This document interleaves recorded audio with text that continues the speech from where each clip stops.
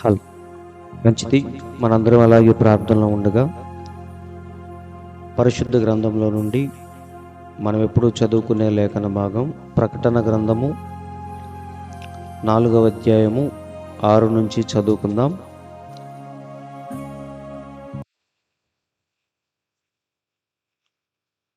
ప్రకటన గ్రంథము 4వ అధ్యాయము 6 నుంచి వరుసనే చదువుకుందాం. మరియు ఆ సింహాసనము ఎదుట స్ఫటికమును పోలిన గాజు వంటి సముద్రమున్నట్టుండెను. ఆ సింహాసనమునకు మధ్యను సింహాసనము చుట్టూను ముందు వెనుక కన్నులతో నిండిన 4 జీవులుండెను. మొదటి జీవి సింహము వంటిది, రెండవ జీవి దూడ వంటిది, మూడవ జీవి మనుష్యుని ముఖము వంటి ముఖము గలది, 4వ జీవి ఎగురుచున్న పక్షిరాజు వంటిది. చాలని చిన్న ప్రార్థన. మహాపరిశుద్ధుడ, మహోన్నతుడ, జీవము కలిగిన యేసయ్య, మీ పరిశుద్ధమైన ఘనమైన నామానికి ఉదయకాల సమయంలో మీకెంతగానో స్తుతులు స్తోత్రములు చెల్లిస్తున్నాం ప్రభువా. గడిచిన కాలం అంతా మమ్మల్ని ఎంతో సురక్షితంగా కాచి కాపాడి ఈ దినాన్ని చూసి మిమ్మల్ని స్తుతించుకునే గొప్ప సమయాన్ని మాకు అనుగ్రహించినందుకు స్తోత్రములు తండ్రి. ప్రభువా, ఇప్పుడు చదవబడిన వాక్యాన్ని ఉద్దేశించి ఏ హృదయానికి ఏ వాక్యము కావాలో అది నీవే ప్రభువా మాకు బయలుపరచమని మరొకసారి తండ్రి నీ ధర్మశాస్త్రములోని ఆశ్చర్యమైన సంగతులు చూచినట్లు మా కన్నులని మా హృదయాన్ని తెరవమని ప్రార్థిస్తున్నాం ప్రభువా. మీ వాక్యములో ఉన్న దాగి ఉన్న అంతరార్థాన్ని ఉద్దేశాన్ని మేము తెలుసుకున్నప్పుడే, నీవు మా పట్ల కలిగి ఉన్న ఆలోచనలు అర్థం చేసుకున్నప్పుడే మీ కొరకు ఎలా జీవించాలో మాకు అర్థమైంది ప్రభువా. కాబట్టి ప్రతి విషయాన్ని తండ్రి క్షుణ్ణముగా పరిశీలించి తెలుసుకొని అలాగున్నవా లేవా అని లేఖనముల ద్వారా తెలుసుకొని వాటి ప్రకారముగా తండ్రి మా జీవితాలను సరిచేసుకునే కృపను మాకు దయచేయమని ఎంతమంది అయితే ఆసక్తితో వింటున్నారో వారందరినీ మీరు దర్శించి వారికి అర్థమయ్యే రీతిలో ప్రభువా మీరే మాతో మీరు మాట్లాడి మా మనసులో దాగి ఉన్న ప్రతి సందేహాలను మీరే తొలగించి తండ్రి ప్రభువా ఈ వాక్యము ద్వారా మమ్మల్ని మేము సరిచేసుకుంటూ నీవు అనుకున్న స్వారూప్యంలోనికి మార్చబడే కృపను మా అందరికీ దయచేయమని కొద్ది నిమిషాలు తండ్రి మమ్మల్ని అందరినీ మీ యొక్క వశంలోనికి తీసుకొని మాతో మీరే ముచ్చటించి మాతో సంచరించి మా ప్రాణాత్మలను మీరే తృప్తిపరచమని ఈ సమయాన్ని మా అందరికీ ఆశీర్వాదకరముగా మీరు మార్చమని మా ప్రభువైన యేసుక్రీస్తు నామములో ప్రార్థించి అడుగుచున్నాము తండ్రి, ఆమేన్. మంచిది. దేవుని పరిశుద్ధ నామానికి స్తోత్రములు. మరి చదవబడిన వాక్యాన్ని ఉద్దేశించి మన కాలపు ప్రవక్త బోధించిన ప్రకటన గ్రంథంలోని 41వ భాగం, అది 4వ అధ్యాయంలోని 9వ భాగం కింద మనం ఈరోజు మాట్లాడుకుందాం. మరి దేవుని కృపను బట్టి మరి 4వ అధ్యాయంలోని అనేకమైన సంగతులు మనం ధ్యానిస్తూ వచ్చాం. ఒక్కొక్క విషయాన్ని మరి యోహాను ఎలా చూశాడో, ఎలా వర్ణించాడో, దాన్ని మళ్ళీ మన ప్రవక్త ఎలా వివరించాడో మరి అవన్నీ తెలుసుకుంటూ ఉన్నాం. ఇప్పుడు సింహాసనము ఎదుట ఉన్న ఈ యొక్క 4 జీవుల గురించి మనం మాట్లాడుకుంటూ ఉన్నాం. అవునా? అవి సింహాసనానికి కాపలా కాసే 4 వైపులా ఉండే 4 జీవులని, 4 ప్రాణులని పోయిన వారం మనం చూసాం. ఇంగ్లీష్ బైబిల్లో మరి బీస్ట్ అని రాయబడి ఉంది. బీస్ట్ అంటే అదొక క్రూరమైన మృగం అని చాలామంది అనుకుంటారు. కానీ బీస్ట్ అంటే ఇక్కడ చెప్పబడిన బీస్ట్ అనేది క్రూరమైన మృగం కాదు, కానీ జస్ట్ అవి ఒక జంతువులు, జీవులు, ప్రాణులు, 4 జీవులు. అవి ఎలా ఉన్నాయో కూడా పోయిన వారం నేను చెప్పాను. రెక్కలు కలిగి లోపల బయట మధ్యలో మొత్తం కూడా కన్నులతో నిండి ఉన్నాయని పోయిన వారం నేను చెప్పాను. ముందు వెనుక లోపల కన్నులతో నిండి ఉన్న జీవులు. అయితే దేవుడు ఎందుకని వాటికి అన్ని కళ్ళు పెట్టాడు, అది కూడా నేను పోయిన వారం చెప్పాను. దేనికి అంటే మరి వాటి యొద్దకు సింహాసనాన్ని సమీపించే ప్రతి దాన్ని కూడా క్షుణ్ణంగా పరీక్షించటానికి, పసిగట్టడానికి, అవి ఏంటో తెలుసుకోవటానికే దేవుడు వాటికి ఒళ్ళంతా కళ్ళిచ్చాడు. ఆ కళ్ళతో ప్రతిదాన్ని కూడా పరీక్షించి అవి నిర్దోషమైనదైతే, ఏ లోపము లేనిదైతేనే అది సింహాసనము యొద్దకు అనుమతిస్తూ ఉంటాయి. ఏమైనా సరే కొంచెం లోపం గనక ఉంటే వాటిని అక్కడే భస్మం చేస్తాయని నేను పోయిన వారం చెప్పాను. ఇదంతా దేన్ని చూపిస్తుందంటే, మరి దేవుని యొద్దకు వచ్చే ప్రతి విశ్వాసి, ప్రతి కుమారుడు కూడా వాడు అన్ని విషయాల్లో పరీక్షించబడాలి. కేవలం దేవుడు అంటే మనకున్న ఇష్టం, భక్తి సరిపోదు. కొన్ని దేవుడు అబ్స్టకిల్స్ లాగా మన జీవితంలో పెడుతూ ఉంటాడు, పరీక్షలు పెడతా ఉంటాడు. ఆ పరీక్షల ద్వారా మనం ఎంత నీతిమంతులమో, దేవుణ్ణి ఎంత ప్రేమిస్తున్నామో, మన లోపల క్యారెక్టర్ అనేది రుజువవుతూ ఉంటుంది. ఒక పిల్లవాడు ఎలాగైతే స్కూల్లో పరీక్షల ద్వారా వాడి యొక్క చదువును ఎలాగైతే నిరూపించుకుంటాడో, మనం కూడా దేవుని మీద మనకున్న ప్రేమను కానీ, మనలో ఉన్న నీతిని కానీ ఆ పరీక్షల ద్వారా మనం రుజువు చేసుకుంటూ దేవుని యొద్దకు మనం వెళ్ళాలి. అవునా? కాబట్టి మనల్ని పూర్తిగా తనిఖీ చేసేవి, పరీక్షించేవే దేవుని యొక్క కన్ను అని నేను పోయిన వారం చెప్పాను. ఆ కన్నుకున్న గొప్పతనం ఏంటో కూడా చదివిచ్చాను. దేవుని యొక్క కన్నులు, యెహోవా కన్నులు ప్రతి స్థలం మీద ఉంటాయి. చెడ్డవారిని అలాగే మంచివారిని అవి చూస్తూ ఉంటాయి అని పోయిన వారం చెప్పాను. అలాగే మరి పాతాళమును, అగాధ కూపమును యెహోవాకు కనబడుచున్నవి. అలాంటప్పుడు నరుల హృదయములు మరి తేటగా ఆయనకు కనబడును గదా అని సామెతల గ్రంథంలో చక్కగా రాయబడింది. అలాగే పౌలు కూడా ఇంకా చక్కగా వివరిస్తున్నాడు, అది కూడా చదివిచ్చాను. హెబ్రీయులకు రాసిన పత్రిక 4:13లో, మరియు ఆయన దృష్టికి కనబడని సృష్టము ఏదియూ లేదు. అవునా? కాబట్టి ఈ అనంతమైన విశ్వములో ప్రతి చిన్న నలకను దేవుడు చూడగలడు. మనుష్యుని యొక్క హృదయములో ఏముందో చూడగలడు. కాబట్టి మనం ఏం ఆలోచిస్తామో ఏంటో దేవునికి ఇట్టే తెలిసిపోతూ ఉంటుంది. సో దేవుని యొద్ద మనం మన పాపములను ఒప్పుకొని, ప్రభువా ఇది నా జీవితం అని చెప్పటం తప్ప ఆయన కన్నులు కప్పి ఏదో చేద్దాం అనుకుంటే అది మన వల్ల కాని పని. అవునా? అందుకే దేవుడు ఆ శరాపులకు అడుగడుగున కళ్ళు ఇచ్చాడు. ఏ కళ్ళు అవంటే దేవుని యొక్క కళ్ళు. అది ప్రతిదీ లోపలున్న భాగాన్ని ప్రతిదీ కూడా చూసి పరీక్షించగలిగే కన్ను. అవే కన్నులను దేవుడు మళ్ళీ భూమి మీద తన ప్రవక్తలకు, సేవకులకి కూడా ఇచ్చాడు. ఇది కూడా పోయిన వారం చెప్పాను. మరి చాలామంది ఈరోజు బైబిల్ చదువుతారు, కానీ వాళ్ళకి అర్థం కాదు. చాలామంది ప్రార్థనలో ఉంటారు, కానీ కొన్ని విషయాలు వారికి తెలియదు. మరి ఎలా తెలుసుకోగలమంటే, దేవుని యొక్క కన్ను ఎవరికైతే ఉంటుందో వారు అదృశ్యమైన ప్రతిదాన్ని కూడా చూడగలరు. మరి మోషే గురించి చెప్పాను నేను. మోషే ఆది కాండములో ఏం జరిగిందో చక్కగా రాశాడు. అవునా? మరి ఆయన పుట్టింది ఎప్పుడో, కానీ సృష్టి ఆరంభము నుంచి దేవుడు ఎలా ఈ సృష్టిని చేశాడో, ఆదాము అవ్వలు ఎలా పడిపోయారో, ఇదంతా కూడా సృష్టి యొక్క క్రమాన్ని, మానవ జాతి క్రమాన్ని, వంశావళులను ఎంతో చక్కగా రాశాడు. ఎలా రాశాడు అంటే, దేవుని యొక్క కన్నుతో ప్రతిదాన్ని చూశాడు. అలాగే నోవాహు జలప్రళయాన్ని ముందే చూశాడు. ఎలా చూశాడంటే దేవుని యొక్క కన్నుతో చూశాడు. కాబట్టి ఇలా తన సేవకులకు, ప్రవక్తలకు దేవుడు ఆయన కళ్ళనే ఇచ్చాడు. అందుకే వారు దూరముగా ఉన్నదాన్ని చూసి పునాదులు గల ఆ పట్టణం కోసం అబ్రహాం ఎదురు చూశాడంట. అంటే ఎలా? దేవుని యొక్క కన్నుతో ఆ విషయాన్ని చూశాడు, ఆ పునాదులు గల పట్టణాన్ని చూశాడు. కాబట్టి మనం కూడా అలా చూడాలి, దేవుని కోసం జీవించాలంటే మనకు కూడా ఆ కన్ను అనేది అవసరం.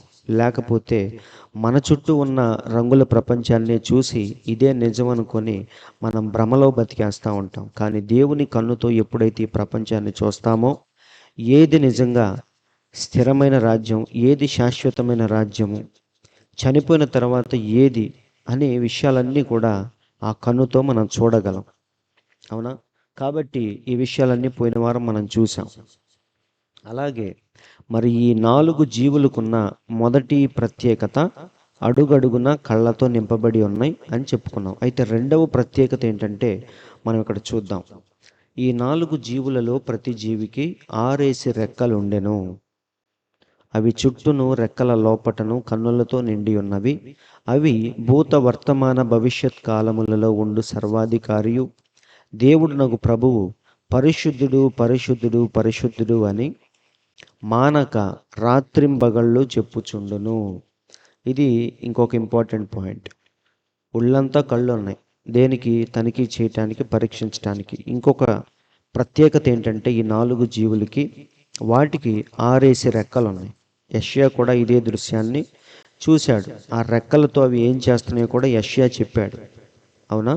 కాబట్టి యెషయా చూసినప్పుడు చక్కగా 2 రెక్కలతో ముఖాన్ని, 2 రెక్కలతో కాళ్ళను, 2 రెక్కలతో అవి ఎగురుతూ 24 గంటలు పరిశుద్ధుడు పరిశుద్ధుడు పరిశుద్ధుడు అని చెప్తున్నాయని యెషయా భక్తుడు రాశాడు. అలాగే ఇక్కడ యోహాను కూడా ఇదే దృశ్యాన్ని చూసి చెప్తున్నాడు. అవి ఏం చేస్తున్నాయంట?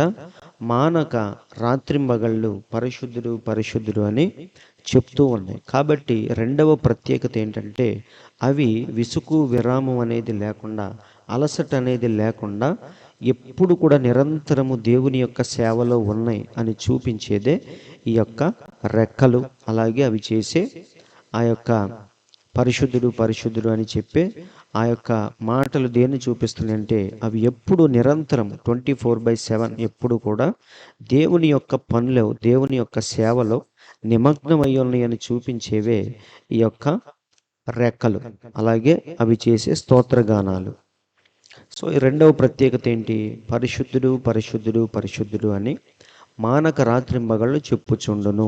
ఇవి దేన్ని చూపిస్తున్నాయి అంటే అసలు వాటికి అలసట కానీ విశ్రాంతి కానీ లేనే లేవు అని చూపిస్తున్నాయి. అవునా?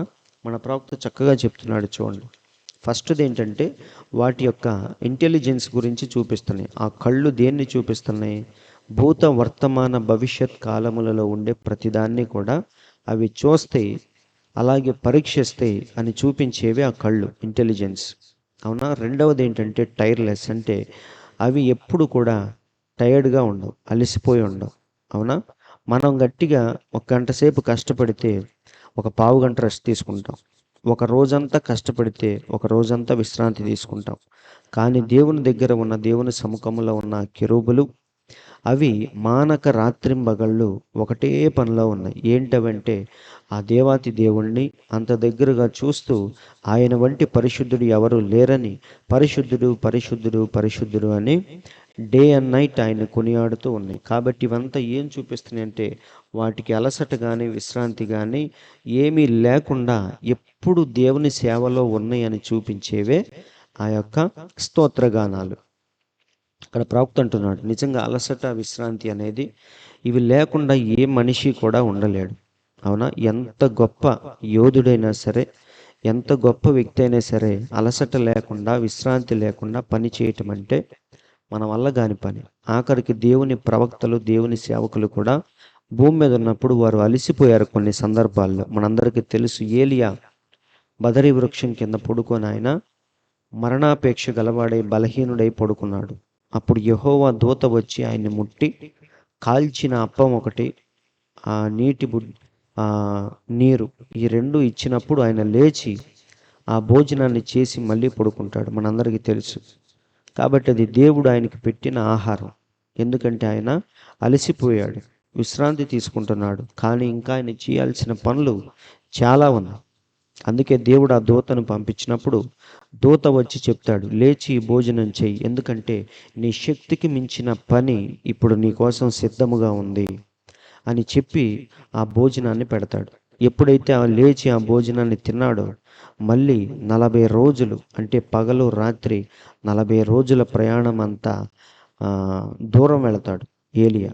అంటే ఆ ఆహారం ఆయనకి అంత బలాన్ని ఇచ్చింది. కాబట్టి విసుగు విరామం లేకుండా, విశ్రాంతి లేకుండా ఎవ్వరం కూడా మనం ఉండలేం మనుషులకి. అవునా? కానీ ఇక్కడ మనం చూస్తే దేవుడంట ఎన్నడూ కూడా ఆయన చూడండి, ఇశ్రాయేలును కాపాడువాడు కునుకడు, నిద్రపోడు, అలసట విశ్రాంతి లేనివాడు మన దేవుడు.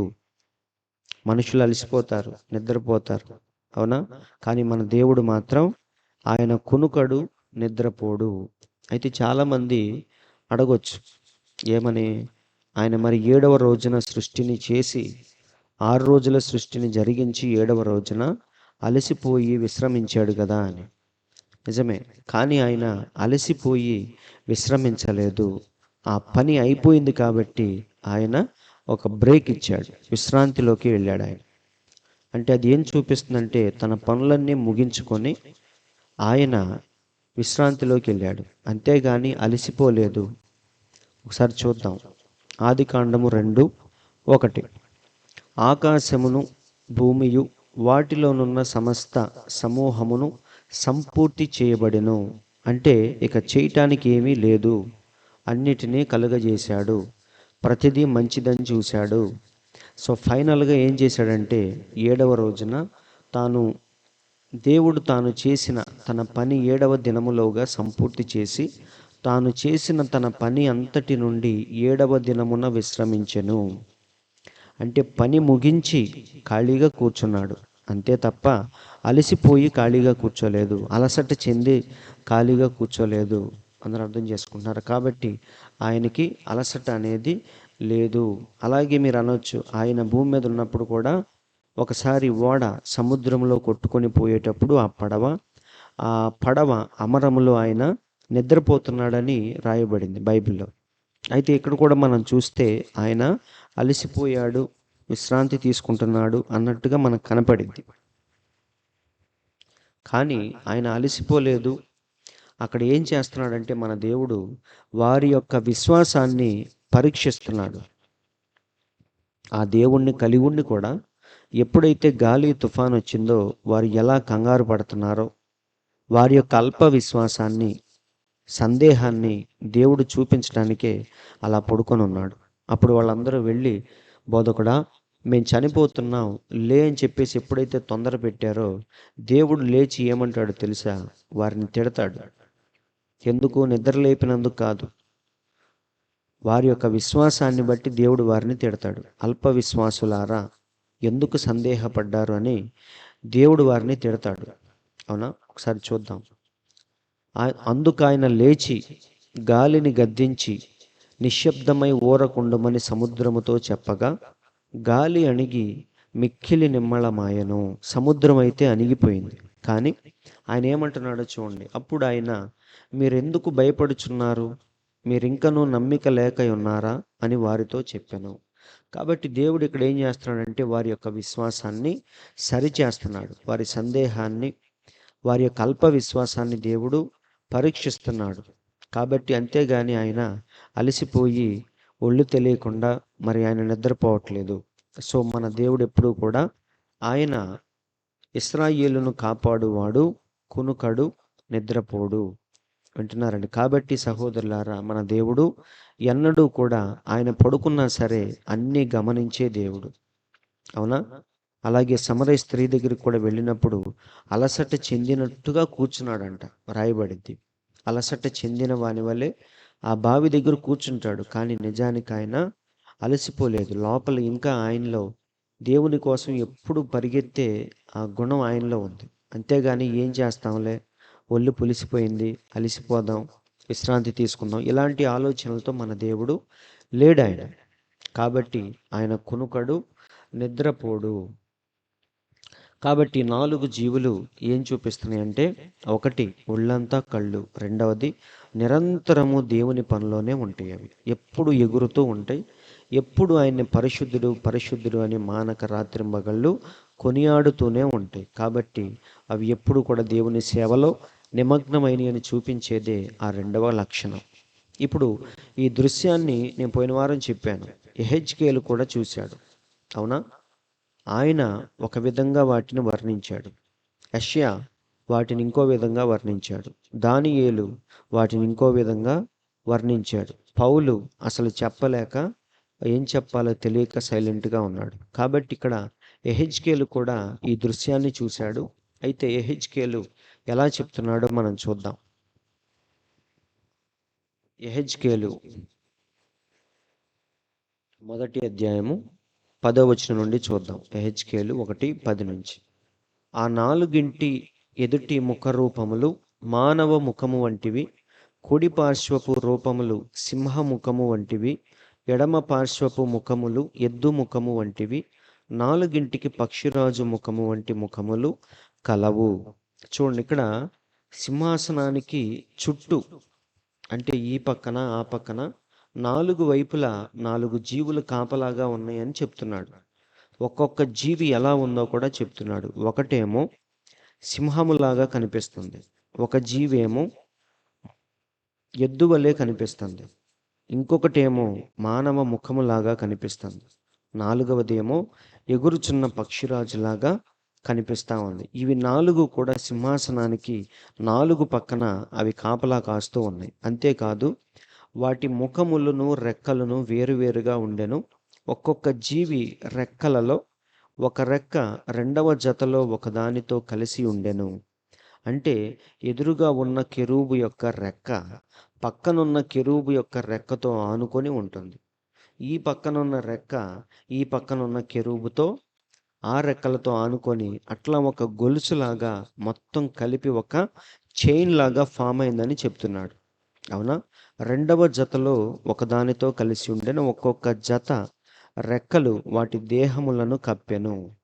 కాబట్టి దృశ్యాన్ని చాలా చక్కగా వివరిస్తా ఉన్నాడు యెహెజ్కేలు. చూడండి, అవన్నీ చక్కగా ఎదుటికి పోవుచుండెను. చూడండి, ఇవన్నీ 4 వైపులా ఒక గొలుసులాగా చైన్ లాగా ఒకదానితో ఒకటి కలిసి సింహాసనాన్ని కాపాడుతూ అవి ఎదుటికి పోవుచున్నట్టుగా కదులుచున్నట్టుగా కనిపిస్తూ ఉన్నాయి. అవి వెనుకకు తిరగక ఆత్మ ఏ వైపునకు పోవుచుండునో ఆ వైపునకే పోవుచుండెను. చూడండి, ఆత్మ ఎటు వెళుతుంటే ఈ 4 జీవులు కూడా అలా కదులుతూ ఉన్నాయంట. వెనక్కి వెళ్లకుండా ముందుకి అలా కదులుతూ ఉన్నాయి. కాబట్టి ఈ 4 కెరూబులు సింహాసనాన్ని కాపలా కాసే ఈ యొక్క 4 జీవులు ఇలా చైన్ లాగా ఫామ్ అయ్యి అలా ఆ సింహాసనాన్ని కాపాడుతూ మరి ఆత్మ ఎక్కడికి వెళుతుందో అక్కడికి ఇవి కదులుతూ ఉన్నట్టుగా యెహెజ్కేలు చూస్తున్నాడు. అవునా? కాబట్టి ఇక్కడ మీరు చూడండి, ఇవి 4 సింహాసనాన్ని కాపలా కాసే 4 వైపులా. ఇది సపోజ్ దేవుని సింహాసనం. అవునా? ఈ సింహాసనానికి చూడండి, మొదటి వైపున అంటే తూర్పు వైపున, తూర్పు ముఖముగా సింహం అనే ఆ జీవి సింహాసనాన్ని కాపాడుతూ కాపలా కాస్తూ ఉంది. రెండవ వైపు అంటే పడమర వైపు దూడ కలిగిన ఆ యొక్క జీవి ఆ సింహాసనానికి కాపలాగా ఉంది. అలాగే మూడవ వైపు మానవ ముఖం సౌత్ సైడ్, అలాగే నార్త్ సైడ్ అది ఎగురుచున్న పక్షిరాజు. కాబట్టి ఇవన్నీ కూడా ఒక చైన్ లాగా ఫామ్ అయినాయని యెహెజ్కేలు చెప్తున్నాడు. అవునా? ఇవి ఒకదాంతో ఒకటి కలిసి ఒక పెద్ద గొలుసులాగా సింహాసనాన్ని చుట్టూ కాపలా కాస్తూ ఉన్నాయి. సో ఆ సింహాసనం ఎక్కడికైతే వెళుతుందో అక్కడికి ఈ 4 కదులుతున్నాయని యెహెజ్కేలు చెప్తున్నాడు. కాబట్టి ఇక్కడ 4 వైపులా ఎందుకు 4 ప్రవక్త చెప్తున్నాడు. 4 అనే సంఖ్య దేనికి? 4 జీవులను ఎందుకు పెట్టాడు? దేవుడు 5 పెట్టొచ్చుగా, 6 పెట్టొచ్చుగా అంటే 4 అనే సంఖ్య అది మానవ సంఖ్య. భూమి మీద మానవుణ్ణి దేవుడు విమోచించే సంఖ్య 4 అంటున్నాడు. ఇక్కడ చూడండి, తర్వాత మీరు చదువుకోండి. తెలుగులో మరి లేదు కాబట్టి ఇంగ్లీష్లో పెట్టాను. ప్రవక్త చక్కగా చెప్తున్నాడు. ఈ 4 జీవులు ఎందుకు? 4 అనే సంఖ్య దేనికి ముంగుర్తు అంటే మానవుణ్ణి విమోచించే సంఖ్య భూమి మీద 4. ఎందుకంటే షడ్రకు, మేషకు, అబేద్నెగో వీళ్ళు ఎంతమంది అంటే 3. ఈ 3ని రాజుగారు పట్టి అగ్నిలో పడవేసినప్పుడు దేవుడు 4వ వ్యక్తిగా వచ్చి ఆ 3ని కాపాడాడు. అప్పుడు రాజుగారు అంటాడు, అరే మనం విసిరేసింది 3ని కదా, మరి లోపలేంటి నాకు 4 కనిపిస్తున్నారు, 4వ వ్యక్తి దేవతల వలె ఉన్నాడు ఏంటదని చెప్పేసి రాజు అడుగుతాడు. కాబట్టి ఆ 3ని విమోచించడానికి వచ్చిన 4వ వ్యక్తి మన ప్రభువైన యేసుక్రీస్తు. అలాగే లాజరు చనిపోయి 3 రోజులు దాటిపోయిన తర్వాత 4వ రోజున మన దేవుడు వచ్చి లాజర్ని సమాధి నుండి విడిపించాడు. కాబట్టి భూమి మీద మానవుణ్ణి విమోచించే సంఖ్య 4. కాబట్టి ప్రవక్త అంటున్నాడు, దేవుడు అక్కడ కూడా ఈ 4 పక్కల 4 జీవుల్ని కలిగి ఉన్నాడు. ఎందుకంటే అది విమోచనను చూపించే సంఖ్య అంటున్నాడు. సో ఈ యొక్క నమూనా ఏదైతే ఉందో, ఈ బ్లూ ప్రింట్ ఏదైతే ఉందో, ఈ యొక్క అమరికను, ఈ యొక్క నమూనాను మోషే కొండ మీద చూశాడు. కాబట్టి సేమ్ భూమి మీదకి వచ్చి ఇదే విధంగా ఆ ప్రత్యక్షపు గుడారాన్ని, మందసాన్ని అరేంజ్ చేశాడు, అమర్చాడు మోషే. ఎందుకంటే ఇవన్నీ కూడా ఆయన ఆ సీనాయి పర్వతం మీద 40 రోజులు దేవునితో గడిపినప్పుడు ఇవన్నీ కూడా మోషే చూశాడు.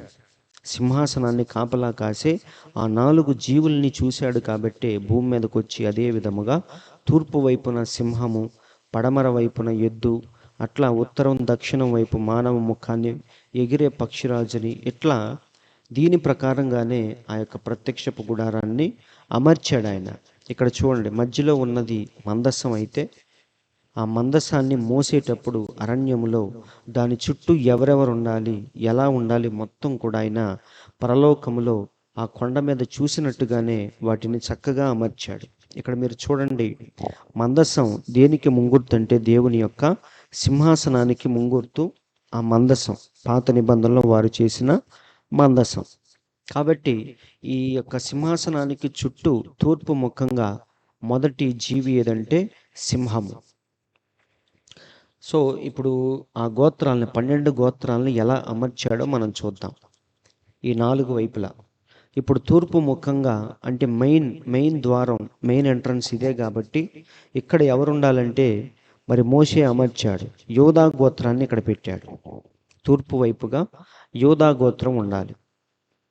యోధా గోత్రంలో ఉన్న వారందరూ ఆ జెండా పట్టుకొని, ఆ జెండా మీద ఏం గుర్తుంటుందంటే సింహం గుర్తుంటుంది కాబట్టి ఆ జెండా పట్టుకొని ఇక్కడ నిలబడాలి తూర్పు వైపున. యోధాతో పాటు ఇస్సాకారు, జెబూలూను వీళ్ళందరూ కూడా మరి యోధాతో పాటు ఉంటారు. ఎటువైపున? తూర్పు వైపున.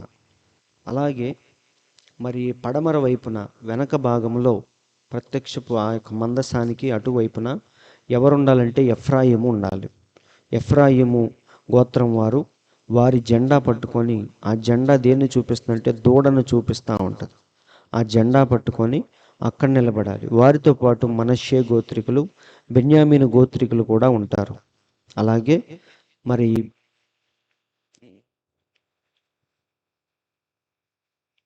ఈ ఉత్తరం వైపు అంటే సౌత్ సైడ్ ఎవరు ఉండాలంటే రూబేను ఉండాలి. రూబేను మరి దక్షిణం వైపు ఎవరుంటారంటే రూబేనుతో పాటు షిమ్యోను, అలాగే గాదు గోత్రికులు ఈ పక్కన ఉంటారు దక్షిణం వైపు. అలాగే మరి ఉత్తరం వైపు ఎవరుంటారంటే దాను నిలబడతాడు. వారి జెండా పట్టుకొని, దానుతో పాటు ఆషేరు, నఫ్తాలి వీళ్ళందరూ కూడా. ఇది మోషే అమర్చిన విధానం, క్రమం అన్నమాట. ఎలా అమర్చాడంటే ఆయన ఏదైతే చూశాడో కొండ మీద దాన్నే భూమి మీద చక్కగా అమర్చాడు. ఇటువైపున యోధా ఉండాలి. మీరు గమనిస్తే మరి యాకోబు యోధాని ఆశీర్వదించేటప్పుడు కూడా యోధా నీవు కొదమ సింహమని ఆశీర్వదిస్తాడు, మనందరికీ తెలుసు, అవునా? దాని ప్రకారముగానే ఇక్కడ మోషే చక్కగా అరేంజ్ చేశాడు ఎవరు ఎక్కడ ఉండాలి ఏంటని. ఇలా 12 గోత్రాలని 4 వైపులా 3 గోత్రాలుగా ఆయన చక్కగా నిలబెట్టాడు. అయితే ఇక్కడ మనకి మరి లేవి గోత్రికులు ఎక్కడున్నారు అని మనకు అర్థమైంది. మరి ఎంతమంది ఉండాలో కూడా మోషే చక్కగా పెట్టాడు. యోధా గోత్రములో నుంచి మరి 74,600 మంది అక్కడ నిలబడాలి జెండా తీసుకొనండి. అలాగే ఇస్సాకారు గోత్రము నుంచి 54,400. అలాగే జెబూలూను గోత్రము నుంచి 57,400 మంది. ఇలా ఒక్కొక్కరికి ఒక్కొక్క లెక్క చొప్పున. మరి రూబేను ఎలా ఉండాలి అంటే 46,500 మంది. ఇలా ఒక్కొక్క దానికి మరి మోషే లెక్క ప్రకారముగా వారిని అక్కడి నుంచో పెట్టాడు. ఇదంతా మరి చక్కగా సంఖ్యాకాండంలో మనకు ఉంటుంది, మీరు చదువుకోవచ్చు. 2వ అధ్యాయంలో చక్కగా రాయబడింది. అయితే మరి లేవీలు ఎక్కడ నిలబడాలి? వారు మిస్ అయిపోయారు ఇక్కడ. మరి వారు ఎక్కడ నిలబడాలంటే మరి చక్కగా పరిశుద్ధ గ్రంథంలో రాయబడింది. ఈ మధ్యలో ఏదైతే సింహాసనం ఉందో, మందసం ఏదైతే ఉందో దానికి చుట్టూ నిలబడాలి ఎవరు? లేవీలు. మరి వాళ్ళు ఈ యొక్క సింహాసనాన్ని కాచుకొని దానికి అంటుకొని ఈ మధ్యలో ఉండాలి చుట్టూ కూడా లేవీలు. ఆ లేవీలు కూడా ఎలా పడితే అలా నిలబడకూడదు. వారికి కూడా ఒక లెక్క చొప్పున నిలబడాలని దేవుడు చెప్పాడు. వారు కూడా మరి వంశముల వారిగా, కుటుంబముల వారిగా చక్కగా నిలబడాలి. తూర్పు ముఖంగా మరి మోషే, అహరోను, అలాగే అహరోను యొక్క కుమారులు అంటే మెయిన్ యాజక ధర్మం చేసేవాళ్ళు తూర్పు వైపుగా నిలబడాలి. అలాగే మరి పడమట వైపు గోర్షేను కుటుంబీకులు, వంశీయులు వాళ్ళు 7,500 మంది అటు పడమర వైపు నిలబడాలి. అలాగే మరి దక్షిణం వైపు కహాతు అనే కుటుంబీకులు వారు 8,600 మంది వారు ఇటువైపు నిలబడాలి ఆ మందసానికి. అలాగే ఉత్తరం వైపు మరి మెరారి కుటుంబీకులు 6,200 మంది వారు ఉత్తరం వైపు నిలబడాలి. ఇలా లేవీయులు ఆ సింహాసనాన్ని అంటే ఆ మందసాన్ని చుట్టూ అంటిపెట్టుకొని మధ్యలో ఉండాలి. వారి చుట్టూ 12 గోత్రాల వారు ఇలా నిలబడాలి. ఇదంతా కూడా దేవుడు మోషేకు చూపించిన అమరిక. దాన్ని బట్టే మరి ఆయన అదంతా జరిగించాడు. కాబట్టి సహోదరులారా, ఇదంతా కూడా మరి ఎందుకు ఇదంతా మనకి చూపిస్తున్నాడంటే మధ్యలో ఉన్న సింహాసనాన్ని ఆ మందసాన్ని ఎవ్వడు కూడా సమీపించటానికి వీల్లేదు. అంటే ఎవరు పడితే వాళ్ళు, అనుమతించబడిన వాడు తప్ప, అభిషేకించబడిన వాళ్ళు తప్ప ఎవరు పడితే వాళ్ళు ఆ సింహాసనం దగ్గరికి రాకూడదు అని చూపించేదే ఈ యొక్క అమరిక. మరి మధ్యలో శత్రువులు రావచ్చు, యుద్ధమే జరగవచ్చు, కానీ మందసాన్ని మాత్రం వీళ్ళు ఇలా కాపాడాలి. అది మోషే చెప్పిన విధానం. అందుకే ఒకసారి మీరు గమనించండి, మరి యాజకులకు తెలియకుండా ఒకసారి ఈ పెద్దలందరూ కలిసి మందసాన్ని యుద్ధానికి తీసుకెళ్తారు. మందసం వచ్చింది అంటే దేవుడు వారితో వచ్చినట్టే వారి నమ్మకం. కాబట్టి యుద్ధంలో ప్రతిరోజు ఓడిపోతున్నామని గమనించి ఒకసారి ఏం చేస్తారంటే యుద్ధానికి రేపు మందసాన్ని కూడా తీసుకెళ్దాం అని పెద్దలందరూ కలిసి ఈ మందసాన్ని తీసుకొని వెళ్తారు. అప్పుడు ఎదుట ఉన్న శత్రువులు వాళ్ళకి భయం వేసిద్ది. అమ్మో, మందసాన్ని తీసుకొచ్చారు వీళ్ళు, ఈరోజు వారి చేతిలో మనం చావటం ఖాయం అని భయంతో ఏం చేస్తారంటే ఎక్కువ యుద్ధాన్ని చేస్తారు. అంటే ఎక్కువ బలంగా పోరాడతారు, భయంతో ఎక్కువగా ఎదిరిస్తారు ఇశ్రాయేలుని. అప్పుడు ఇశ్రాయేలీలు ఓడిపోతారు. మనందరికీ తెలుసు. ఓడిపోయినప్పుడు వాళ్ళు ఏం చేస్తారంటే వెళ్ళిపోయేటప్పుడు ఈ మందసాన్ని కూడా తీసుకొని వెళ్ళిపోతారు వారితో పాటు. మరి ఎప్పుడైతే మందసం శత్రువులు తీసుకొని వెళ్ళిపోయారని ఏలీ వింటాడో, యాజకుడైన ఏలీ, వెంటనే ఆయనకి గుండె పగిలి చచ్చిపోతాడు అక్కడికక్కడే. అంటే అంత పవిత్రమైంది. మందసాన్ని ఎలా పడితే అలా, ఎక్కడికి పడితే అక్కడికి తీసుకెళ్ళకూడదు, ఒక క్రమంలో దాన్ని తీసుకెళ్ళాలి. అలాగే దేవుడు చెప్పిన విధానంలోనే దాన్ని మొయ్యాలి, తీసుకెళ్ళాలి, ఎక్కడ పడితే అక్కడ పెట్టకూడదు. సో ఈ మందసాన్ని ఎప్పుడైతే వాళ్ళు యుద్ధానికి తీసుకెళ్ళిపోయి ఇష్టం వచ్చినట్టు చేశారో, మరి వాళ్ళు ఆ మందసాన్ని కూడా పట్టుకొని పోతారు. అప్పుడు ఏలీ చనిపోతాడు, ఆ వార్త విని వెంటనే చనిపోతాడు. కాబట్టి ఈ మందసాన్ని అంత జాగ్రత్తగా కాపాడాలి. అందుకే మోషే ఇలా అమర్చాడు. ఎదురుగా ఎవరుండాలి, వెనక ఎవరుండాలి, కుడివైపున ఎవరుండాలి, ఎడమ వైపున ఎవరుండాలి, అంతా కూడా లెక్కల ప్రకారముగా మోషే ఏదైతే అక్కడ చూశాడో దాన్ని బట్టే ఇక్కడ చక్కగా అమర్చాడు. సో ఇదంతా మనకేం చూపిస్తుందంటే ఎవడు పడితే వాడు సింహాసనాన్ని సమీపించకూడదు, మందసాన్ని ఎవడు పడితే వాడు పట్టుకోకూడదు. సో ఇది మనకి పరలోకంలో ఉన్న ఈ కెరూబులు కూడా ఏం చూపిస్తున్నాయి అంటే ఎవడు పడితే వాడికి ప్రవేశము లేదు అని చూపించేవే ఈ యొక్క సింహాసనాన్ని కాచుకొని ఉన్న 4 కెరూబులు. అందరికి అర్థమవుతుంది కదా. కాబట్టి అప్పుడప్పుడు మనం బోర్డు పెడతాం, ఏమని, ఇతరులకు ప్రవేశము లేదు అని. అవునా, అదర్స్ ఆర్ నాట్ అలౌడ్ అని మనం పెడతాం. దాని అర్థం ఏంటి? అనుమతి ఉన్నవాడే లోపలికి రావాలి, అనుమతి లేనివాడు ఆగిపోవాలి అని చూపించేదే ఆ బోర్డు అనమాట. సో దేవునికి కూడా ఈ బోర్డు అనేది ఉంది. ఎవరు పడితే వాళ్ళు ఆయన్ని సమీపించటానికి లేదు అని చూపించేవే ఇవన్నీ కూడా. మరి ఈ బోర్డు దేవుడు ఎప్పుడు కలిగి ఉన్నాడు అంటే పరలోకంలో కలిగి ఉన్నాడా? అవును. అయితే పరలోకంలో కలిగి ఉన్నాడు, దాన్ని భూమి మీద కూడా దేవుడు ఆది కాండము నుండి చూపించుకుంటూ వచ్చాడు. సో ఫస్ట్ ఈ బోర్డు మనం ఎక్కడ చూస్తామంటే ఆది కాండంలోనే చూస్తాం మనం. ఈ రెస్ట్రిక్టెడ్ ఎంట్రీ, ఇతరులకు ప్రవేశము లేదు అనే ఈ బోర్డు ఎక్కడి నుంచి చూస్తామంటే మనం ఆది కాండంలో ఏదేను తోట దగ్గర నుంచే మనం చూస్తాం. ఆది కాండంలో ఎప్పుడైతే అవ్వ ఆదాములు పాపం చేశారో దేవుడు వారిద్దరిని ఆ తోటలో నుంచి వెళ్ళగొట్టాడు, మనందరికీ తెలుసు. ఆ తోటలో నుండి ఎప్పుడైతే వాళ్ళు బయటికి వెళ్ళిపోయారో ఇక మళ్ళీ వాళ్ళు దేవుని యొద్దకు రాకుండా, ఆ యొక్క సింహాసనాన్ని సమీపించకుండా, జీవవృక్షాన్ని మళ్ళీ వాళ్ళు సమీపించకుండా దేవుడు ఏం చేశాడంటే అక్కడ కెరూబుల్ని పెట్టాడు. ఇక్కడ చూద్దాం, ఆదికాండం 3:24. అప్పుడు ఆయన ఆదామును వెళ్ళగొట్టి ఏదేను తోటకు తూర్పు దిక్కున కెరూబులను, చూడండి ఎంత పర్ఫెక్ట్గా ఉందో, ఏం పెట్టాడు ఆయన? తూర్పు దిక్కున కెరూబులను, జీవవృక్షమునకు పోవు మార్గమును కాచుటకు ఇటు అటు తిరుగుచున్న ఖడ్గజ్వాలను నిలవబెట్టెను. కాబట్టి ఎవడు పడితే వాడు లోపలికి వెళ్దామని చూస్తే వాడు చనిపోతాడు. ఎందుకంటే ఆ జీవవృక్షం ఎవరో కాదు, మన ప్రభు అయిన యేసుక్రీస్తు. దేవునికి మానవులకి ఉన్న బంధం ఏదేను తోటలో తెగిపోయింది. పాపం అనేది ఏం చేసిందంటే దేవుణ్ణి మనల్ని విడదీసిందని బైబిల్లో ఉంది చక్కగా. కాబట్టి మళ్ళీ మానవుడు దేవుని యొద్దకు రాకుండా అక్కడ ఒక రిస్ట్రిక్టెడ్ ఎంట్రీ పెట్టాడు. ఎవడు పడితే వాడు రాకూడదని అక్కడ ఒక ఖడ్గజ్వాలను పెట్టాడు, కెరూబుల్ని కాపలా పెట్టాడు. అవునా? కాబట్టి ఆ కెరూబులు దేనికోసం అంటే దేవుని యొక్క సింహాసనానికి కాపలా కాస్తూ ఉంటాయి. సో ఇదంతా మరి ఆదాముకు తెలుసు, ఈ ప్రణాళిక మొత్తం ఆదాముకు తెలుసు. అందుకే ఆదాము టెంప్ట్ అయిపోయి తప్పు చేయలేదు. ఇక్కడ టెంప్ట్ అయ్యి పడిపోయింది ఎవరంటే స్త్రీ మాత్రమే. ఎందుకంటే స్త్రీకి పూర్తి ప్రణాళిక తెలియదని మన ప్రవక్త చెప్తున్నాడు. ఎందుకంటే స్త్రీ అనేది ఉపసృష్టి, బై ప్రోడక్ట్ లాంటిదన్నమాట. కాబట్టి ఆదాముకి తెలిసినంత దేవుని ప్రణాళిక స్త్రీకి తెలియదు.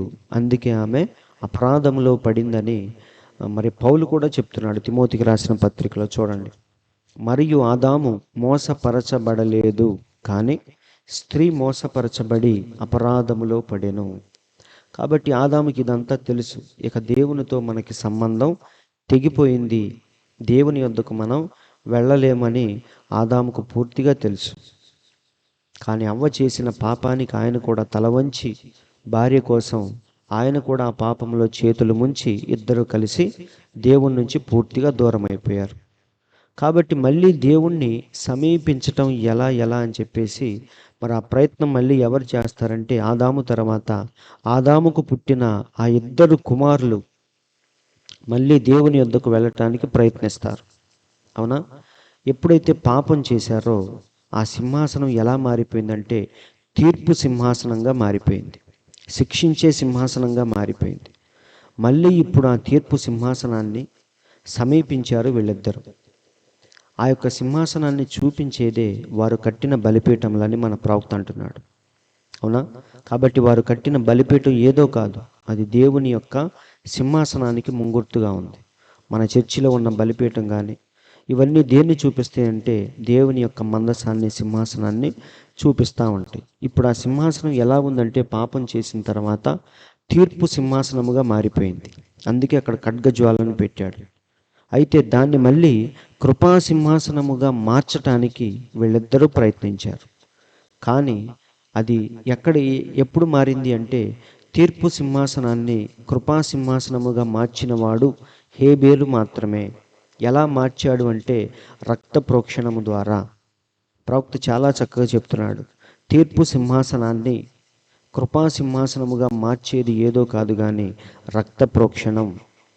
అందుకే హేబేలు అక్కడ రక్తాన్ని వలికించాడు, గొర్రెపిల్లను తీసుకెళ్ళాడు, దాన్ని చంపాడు, దాని రక్తాన్ని అక్కడ ప్రోక్షించాడు. అప్పుడు వెంటనే దేవుని యొక్క కృపను హేబేలు పొందాడు. దేవుడు వెంటనే అక్కడికి దిగి వచ్చాడు. కానీ కయ్యను అది మిస్ అయిపోయాడు. కయ్యనుకు తెలియలేదు దేవుని యొక్క ఉగ్రతను శాంతిపరిచేది ఎలా, కృపకు మార్చేది ఎలా. ఇదంతా కూడా దేవుని ప్రణాళిక కయ్యనుకు తెలియదు. ఎందుకంటే ఆ జీన్స్లోనే దేవుణ్ణి సంతోషపెట్టే విధానం ఆ జీన్స్లోనే లేదు. కానీ దేవుని పిల్లలకి లోపల ఆ జీన్స్లోనే ఉంటుంది. బైబిల్లో చాలా చక్కగా రాయబడింది, దేవుని మూలముగా పుట్టిన ప్రతి వానిలో ఆయన బీజం ఉంటుంది అని. కాబట్టి ఆ బీజమే దేవుణ్ణి ఎలా సంతోషపెట్టాలో, ఎలా ప్లీజ్ చేయాలో, దేవుని యొక్క కృపను ఎలా పొందాలో వారికి మాత్రమే తెలుసు. దెయ్య పిల్లలకు తెలియదు. ఆరాధించడం తెలుసు కానీ దేవుణ్ణి మెప్పించడం తెలియదు. భక్తి చేయటం తెలుసు కానీ ఆత్మతో సత్యముతో ఆరాధించడం తెలియదు. క్రైస్తవుడిగా జీవించడం తెలుసు కానీ నిత్య జీవాన్ని ఎలా పొందాలో వారికి తెలియదు. దేవుని పిల్లలకు మాత్రమే తెలుసు. కాబట్టి ఆ రోజు జరిగిన ఆరాధనలో దేవుడు హేబేలు యొక్క అర్పణ చూసి ఆయన శాంతించాడు. కానీ అది ఆ టైం వరకే, పూర్తిగా దేవుడు శాంతించలేదు. అవునా? తాత్కాలికముగా ఆ కాసేపు దేవుడు అక్కడికి దిగొచ్చాడు. కానీ దేవుణ్ణి పూర్తిగా శాంతిపరిచి ఆయన సన్నిధికి మనం వెళ్ళాలి అంటే జంతువుల రక్తం సరిపోదు. ఈ జంతువుల రక్తం ఆ సమయానికి మాత్రమే సరిపోయింది, ఆ కాసేపు మాత్రమే సరిపోయింది. ఎందుకంటే అవి పర్మనెంట్గా మన యొక్క పాపాలను తీసివేయలేదు. బైబిల్లో ధర్మశాస్త్రంలో చక్కగా ఉంది. పౌలు ఇక్కడ చెప్తున్నాడు చూడండి, హెబ్రీలకు రాసిన పత్రిక 10:4లో, ఏలయనగా ఎడ్ల యొక్కయు మేకల యొక్కయు రక్తము పాపములను తీసివేయుట అసాధ్యము. అవి ఆకాసేపే, కానీ తర్వాత మళ్ళీ పాపములు జ్ఞాపకమునకు వచ్చుచున్నవి అని హెబ్రీలకు రాసిన పత్రికలో రాయబడింది. కానీ పూర్తిగా మన పాపములు పోయి మనం పరిశుద్ధులుగా మారి మళ్ళీ దేవునితో పూర్తిగా సంబంధాన్ని కలిగి ఉండాలి అంటే జంతువుల రక్తం సరిపోదు. మరి ఏ రక్తము కావాలి? అసలు పాపమే లేని నిష్కళంకమైన పవిత్రమైన రక్తం కావాలి. మరి ఎవరున్నారు? పాపము లేకుండా పుట్టిన వాళ్ళు ఎవరున్నారు? ఈ భూమి మీద ఎవరు లేరు. అందుకే దేవుడే మానవుడిగా భూమి మీదకు వచ్చాడు. కన్యమరియ గర్భము ద్వారా జన్మించాడు. పాపం అనేది లేకుండా జన్మించాడు. అలా జన్మించి తన అమూల్యమైన రక్తము చేత మనల్ని ఆయన పూర్తిగా విమోచించాడు. అవునా? అదే ఇక్కడ పౌలు చెప్తున్నాడు చూడండి, హెబ్రీలకు రాసిన పత్రిక 9:12, మేకల యొక్కయు కోడెల యొక్కయు రక్తముతో కాక తన స్వరక్తముతో ఒక్కసారే పరిశుద్ధ స్థలములో మన దేవుడు ప్రవేశించాడు. కాబట్టి ఇక్కడ చూడండి, ఏలయనగా మేకల యొక్కయు ఎడ్ల యొక్కయు రక్తమును మైలుపడిన వారి మీద ఆవు దూడ బూడిద చల్లుటయు శరీర శుద్ధి కలుగునట్లు వారిని పరిశుద్ధపరచిన ఎడల, అంటే పాత నిబంధనలో మరి పాపము చేసిన వారికి ఈ యొక్క మేకల రక్తం, ఎడ్ల రక్తం, ఈ ఆవు దూడ కలిపిన ఈ మైలు, ఇవేవైతే ఉన్నాయో ఇవే వారి యొక్క పాపానికి శుద్ధి కలుగజేసిన ఎడల మరి మన దేవుని రక్తం ఇంకెంతగా శుద్ధి చేసిద్ది అంటున్నాడు చూడండి. నిత్యుడగు ఆత్మ ద్వారా తన్ను తాను దేవునికి నిర్దోషినిగా అర్పించుకొనిన క్రీస్తు యొక్క రక్తము నిర్జీవ క్రియలను విడిచి జీవము గల దేవుని సేవించుటకు మీ మనస్సాక్షిని ఎంతో ఎక్కువగా శుద్ధి చేయును. ఆఫ్టర్ ఆల్ ఆ జంతువుల రక్తమే మన పాపాలని తాత్కాలికముగా తుడిచిన ఎడల మరి దేవుని యొక్క పవిత్రమైన రక్తం మన పాపాలని ఇంకా ఎక్కువగా శుద్ధి చేసిద్ది కదా అంటున్నాడు. అందుకే దేవుడు భూమి మీదకి వచ్చి చనిపోయాడు, అంతేగాని గొప్పతనాన్ని చాటుకోవటానికి కాదు. చాలామంది ఏమంటారు, అక్కడెక్కడో సిలువలో ఆయన చనిపోతే మన కొరిగేది ఏంటి అని మరి గ్రహింపు లేకుండా మాట్లాడుతూ ఉంటారు. కానీ చక్కగా ఇక్కడ మనకు అర్థమవుతుంది. అవునా? మరి ఈ ఉత్సవాల్లో కూడా మనం జంతువుల్ని బలిస్తాం. దేనికి? దేవతలు శాంతించాలని. అవునా? మరి అదే ప్రిన్సిపల్ ఇక్కడ కూడా వర్తించింది. పాత నిబంధనలో దేవుణ్ణి శాంతిపరచడానికి బలి పశువులు అర్పించారు. కానీ ఆ రక్తములో కూడా లోపం ఉంది. అసలు లోపమే లేని రక్తము ఎప్పుడైతే మన పాపాలను కడుగుతుందో అప్పుడు పూర్తిగా మనం పరిశుద్ధులుగా మారుతాం. అందుకే యేసయ్య భూమి మీదకి వచ్చి తన్ను తాను మానవ జాతి కోసం అర్పించుకున్నాడు. ఆ రక్తము ద్వారా ఇప్పుడు మనం ఏమయ్యామంటే పూర్తిగా పవిత్రులుగా మార్చబడి ఒకరోజు చనిపోయిన తర్వాత ఆయన సన్నిధిలోకి మనం వెళతాం. అదే ఇక్కడ పౌలు చెప్తున్నాడు, దేవుని సేవించుటకు మీ మనస్సాక్షిని ఎంతో ఎక్కువగా శుద్ధి చేయును కదా. కాబట్టి ఆ రక్తము ద్వారా ఎవరైతే వెళతారో వారికి తప్ప ఇతరులకు ప్రవేశము లేదు అని చూపించేవే ఈ సన్నివేశం. ఈ కెరూబులు ఇవన్నీ దేనికి? గేట్ లాగా, సింహాసనము చుట్టూ గేట్ లాగా ఎందుకున్నాయి అంటే ఎవడు పడితే వాడికి ప్రవేశము లేదు. ఆ రక్తము ద్వారా దేవుడు ఏర్పరిచిన విధానము ద్వారా ఎవరైతే వస్తారో, అందుకే యేసయ్య ఏమన్నాడు, నేనే మార్గమును సత్యమును జీవమును, నా ద్వారా తప్ప, అంటే ఒకే ఒక్క మార్గం ఉంది లోకంలో, అదే ప్రభువైన యేసుక్రీస్తు. పాత నిబంధనలో కూడా మరి భూదిగంతముల నివాసులారా నా వైపు చూచి రక్షణ పొందండి, దేవుడను నేనే, మరి ఏ దేవుడును లేడు అని చక్కగా రాయబడింది. అలాగే యేసయ్య అదే మాట మళ్ళీ భూమి మీదకి వచ్చి చెప్తున్నాడు. యేసయ్య ఏమని? మార్గమును సత్యమును జీవమును నేనే, నా ద్వారా తప్ప ఎవ్వడు తండ్రి యొద్దకు రాడు.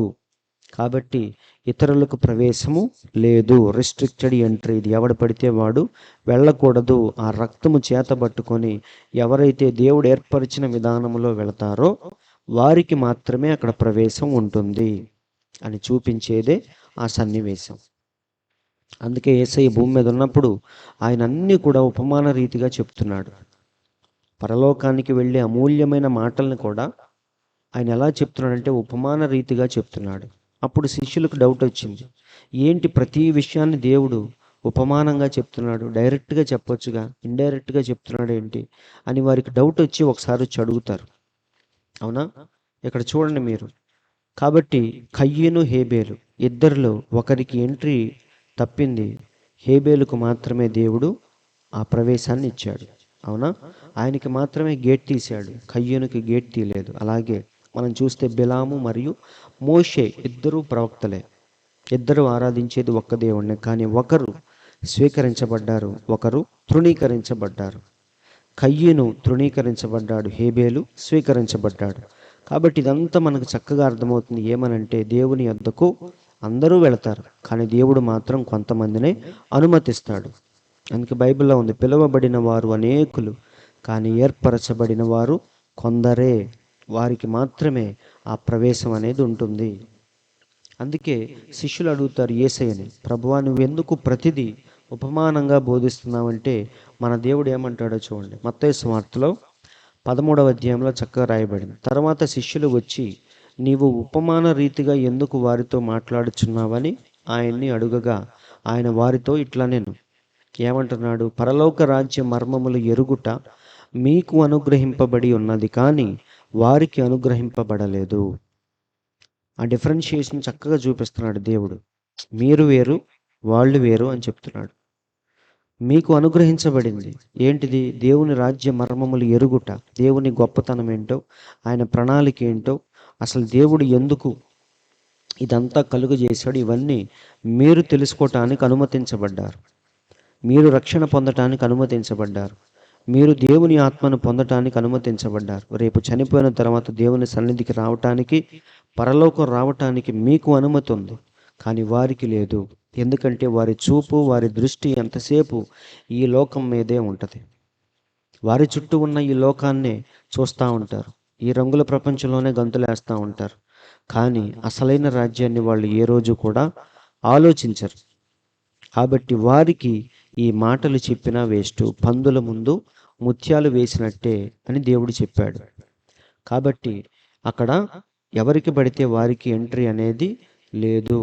సో దేవుడు మనల్ని ప్రేమించి లోకము నుండి ప్రత్యేకించి ఆ అనుగ్రహాన్ని దేవుడు మనకిచ్చాడు. అందుకే ఈరోజు ప్రతిదీ మనం క్షుణ్ణంగా తెలుసుకుంటున్నాం. దేవుని యందు మనం ఇంకా ఆకలి అనేది, దేవుని యందు దాహం అనేది ఇంకా ఇంకా మనకి ఎక్కువ అవుతూ ఉంది. ఎందుకు అంటే మనం ఎన్నికలో ఉన్నాం కాబట్టి. వెలుపల ఉన్నవారు వారు దేవుణ్ణి చూడలేరు, దేవుని మాటలు వారికి అర్థం కావు, అవన్నీ వెర్రితనంగా ఉంటాయి. బైబిల్లో ఉంది, సిలువను గూర్చిన వార్త నశించుచున్నవానికి వెర్రితనము కానీ అవి దేవుని పిల్లలకు మాత్రం అదే దేవుని శక్తి అని బైబిల్లో చక్కగా రాయబడింది. సో దేవునికి సంబంధించిన మాటలు ఏవైనా సరే అవి ఎవరికి వెర్రితనముగా ఉంటాయంటే నశించిపోయేవాడికే, జీవితాన్ని పాడు చేసుకునేవాడికి, చచ్చి నరకానికి వెళ్ళేవాడికే ఈ మాటలన్నీ వెటకారంగా ఉంటాయి, వెర్రితనంగా ఉంటాయి. కానీ దేవుని పిల్లలకు మాత్రం ఇవి నిత్య జీవపు మాటలు. అందుకే పేతురు ఏమన్నాడంటే, ఎవని యొద్దకు వెళ్ళుదుం ప్రభువా, నిత్య జీవపు మాటలు గలవాడవు నీవే. ఆ రోజు మార్తా మరియల ఇంటికి వెళ్ళినప్పుడు ఒక ఆమె విస్తారమైన పనులు పెట్టుకొని అటు ఇటు తిరుగుతూ ఉంది. కానీ ఒక ఆమె ఆయన దగ్గర కూర్చొని ఆయన చెప్పే వాక్యాన్ని వింటూ కూర్చుంది. కాబట్టి లోకంలో, జీవితంలో ఏది గొప్పది అంటే దేవునికి సంబంధించిన పనులు, ఆ వాక్యమే అన్నిటికంటే విలువైంది. ఎందుకంటే ఒకరోజు మన జీవితాన్ని సమాధి నుండి విమోచించేది అవే. అందుకే దేవుడు అంటున్నాడు, ఈ పరలోక రాజ్య మర్మములు ఎరుగుట మీకు మాత్రమే అనుగ్రహించబడింది, వారికి కాదు.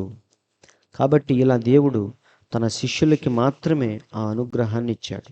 అవునా? ఒకసారి మీరు చూడండి, రాత్రంతా చేపలు పట్టాడు పేతురు, కానీ ఒక్క చేప పడలేదు. అప్పుడు మన దేవుడు వచ్చి అడుగుతున్నాడు, ఏంటి సంగతి అంటే, ఏముంది ప్రభువా, ఒక్క చేప కూడా పడలేదు, కానీ రాత్రి నుంచి మేము వలలు వేస్తూనే ఉన్నాం అని చెప్పినప్పుడు మన దేవుడు ఇప్పుడు ఆయన దోణిలోకి వెళతాడు. ఆ పడవలోకి ఇప్పుడు దేవుడు వెళ్ళాడు.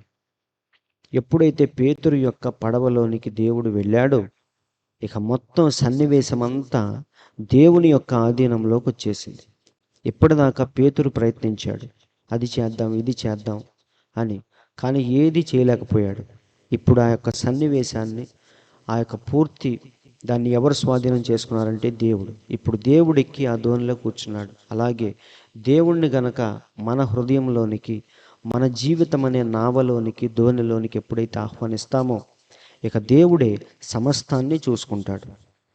ఎప్పుడైతే దేవుణ్ణి మనం ఆహ్వానించకుండా మన తెలివి, మన శక్తి సామర్థ్యాలు, మనకున్న పలుకుబడి, మనకున్న డబ్బుతో ఎప్పుడైతే గంతులేస్తామో ఖచ్చితంగా ఒకరోజు మనం జీరో అంటే శూన్యాన్ని మనం పొందుకుంటాం. కానీ ఎప్పుడైతే దేవుణ్ణి మన జీవితంలోనికి, దోణిలోనికి ఆహ్వానిస్తామో అప్పుడు ఇక దేవుడే సమస్తాన్ని చూసుకుంటాడు. ఎప్పుడైతే దేవుడు పేతురు యొక్క ఓడలోనికి, ఆ పడవలోనికి వెక్కాడో ఇక ఏమైంది? విస్తారమైన చేపలు, ఎక్కడా చూడనటువంటి గొప్ప చేపల్ని పేతురు చూశాడు. వల లాగేటప్పుడు వల పిగిలిపోయింది. అంటే మీరు అర్థం చేసుకోండి ఎన్ని చేపలు వచ్చినాయో. అవన్నీ ఎక్కడి నుంచి వచ్చినాయో ఎవ్వరికీ తెలియదు.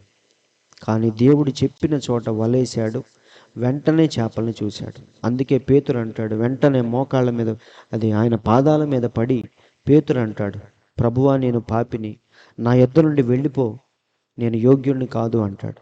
కాబట్టి దేవుని శక్తిని మనం చూడాలి అంటే ముందు ఆయన్ని మన దోణిలోనికి అనుమతించాలి, ఆహ్వానించాలి.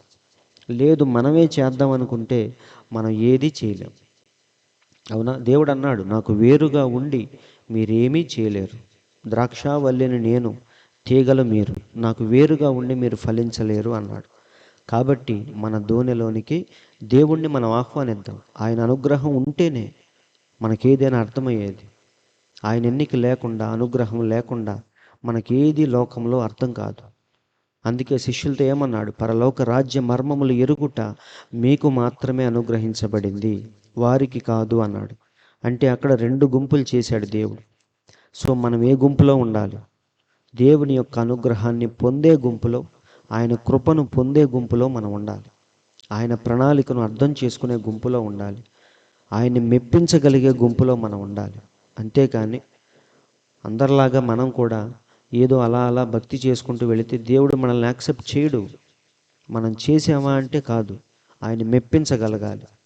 సో అలా మన జీవితం ఉండాలి అంటే మరి ఆయన ముందు మనం ఆహ్వానించాలి మన జీవితంలోనికి. కాబట్టి మరి ఈ విషయాలు చూపించేవే ఈ సింహాసనం ఎదుట ఉన్న ఈ 4 జీవులు. ఈ 4 జీవులు 4 పక్కల ఉండి ఆ సింహాసనాన్ని కావలి కాస్తూ ఉన్నాయి. ఎప్పుడు నిరంతరము దేవుని పనిలో ఉన్నాయి.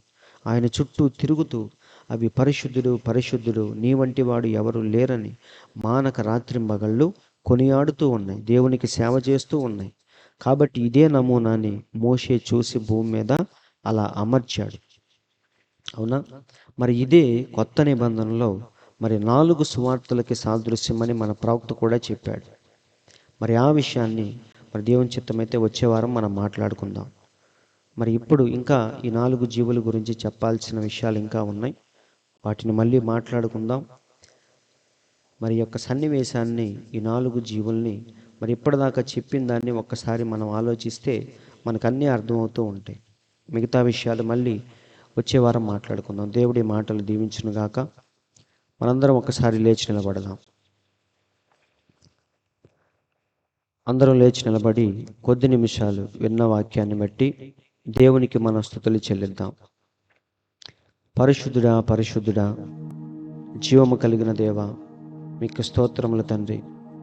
నీవు చెప్పిన ప్రతి మాటను బట్టి మీకు వందనాలు ప్రభువా. నిజమే తండ్రి, ప్రవక్త గనక రాకపోయి ఉంటే, ఈ కాలానికి ప్రవక్త గనక మా దగ్గరికి రాకపోయి ఉంటే, ఈ వర్తమానాన్ని మేము తెలుసుకోకపోయి ఉంటే, ఈ బైబిల్ అంతా తండ్రి, మరి ముఖ్యంగా ప్రకటన గ్రంథం ఒక అర్థము కాని పుస్తకంలాగా మిగిలిపోయేది ప్రభువా. అది ఒక అర్థము కాని మర్మయుక్తమైన గ్రంథములాగా మిగిలిపోయేది తండ్రి. కానీ నీవెప్పుడు కూడా నీ పిల్లల్ని కన్ఫ్యూజన్లో ఉంచి, గందరగోళంలో ఉంచి, వారిని ఇబ్బంది పెట్టే దేవుడవు కాదు తండ్రి. అందుకే పెందలకడ లేచి నీ సేవకుల్ని, ప్రవక్తల్ని భూమి మీదకి పంపిస్తూ ఎన్నికలో ఉన్న ప్రతి ఒక్కరిని నీవు ఏర్పరచుకుంటూ, వారిని సిద్ధపరచుకుంటూ, ఋతువునకు సరిపడ ఆత్మీయ ఆహారముతో వారిని పోషిస్తూ వస్తున్న గొప్ప దేవా మీకు స్తోత్రములు తండ్రి. అదే విధముగా సాయంకాల సమయంలో జీవిస్తున్న మా కోసం సాయంకాలపు వర్తమానికుడిని పంపించినందుకు స్తోత్రములు తండ్రి. ఇది నిజముగా ప్రపంచానికి సాయంకాలం ప్రభువా. చీకటి అనేది ఎంతో దూరంలో లేదు, వెలుగు అనేది పూర్తిగా పోయి ఎక్కడో తండ్రి చిన్న వెలుగు మా పనులన్నీ చక్కపరుచుకోవటానికి నీవు అనుగ్రహించిన చిన్న వెలుగులో ఈ ప్రపంచం జీవిస్తుంది తండ్రి. ఈ చిన్న వెలుగును ఎవరైతే సద్వినియోగపరుచుకున్నారో, వారి జీవితాలను ఎవరైతే మార్చుకున్నారో, వారు తప్పకుండా ఆ చీకటిని తప్పించుకుంటారు, ఆ రాజ్యంలో ఉంటారు తండ్రి. ఆ గుంపులో మేముంటానికి సహాయము దయచే ప్రభువా. విన్న ప్రతి ఒక్కరిని మీరు దీవించండి తండ్రి. విన్న ప్రతి మాటలు వ్యర్థముగా పోకుండా మా హృదయాన్ని కదిలించి మా జీవితాన్ని మార్చి మేము రోజు జీవించే జీవితానికి ప్రభువా ఈ మాటల్ని అన్వయించుకునే కృపను మాకు దయచేయమని, ఇంకా తండ్రి మరిన్ని విషయాలు తెలుసుకుంటూ ఈ ప్రకటన గ్రంథంలో ఉన్న ప్రతి మర్మాన్ని మేము తెలుసుకుంటూ తండ్రి నిజమైన వాక్య వధువుగా మేము తీర్చిదిద్దబడే కృపను మాకు దయచేయమని, ఈ ఉదయకాలపు దీవెనలతో మమ్మల్ని అందరినీ మీరు నింపమని మా ప్రభువైన యేసుక్రీస్తు అను ఎంతో శ్రేష్టమైన మీ నామంలో ప్రార్థించి అడుగుచున్నాము తండ్రి. ఆమేన్. మన తండ్రి అయిన యేసుక్రీస్తు యొక్క దివ్యమైన కృపా సమాధానములు కూడి ఉన్న మనందరికీ, ఈ లోకంలోని పరిశుద్ధులందరికీ సదాకాలము తోడే నడిపించునుగాక. ఆమేన్. దేవుడు మీ అందరిని దీవించునుగాక.